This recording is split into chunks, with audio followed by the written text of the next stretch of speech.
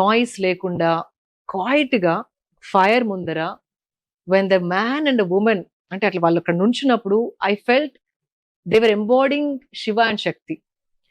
అంటే and also not loud మంత్రాలు microphones అవన్నీ లేకుండా there is a simple process.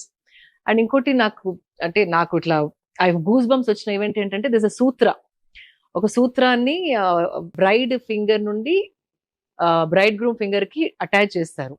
That itself when they were doing ఆ process చేసినప్పుడు I felt ఎనర్జెటికలీ something was happening between them.